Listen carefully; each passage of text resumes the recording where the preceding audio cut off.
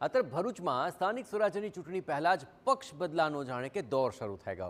ચૂંટણી પહેલા કોંગ્રેસ અને આમ આદમી પાર્ટીના નેતાઓ ભાજપમાં જોડાઈ ગયા।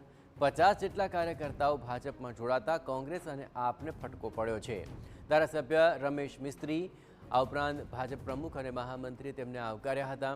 એક સાથે 50 કાર્યકર્તાઓએ પક્ષ પલટો કરતા રાજકારણમાં ગરમાવો વ્યાપી ગયો છે।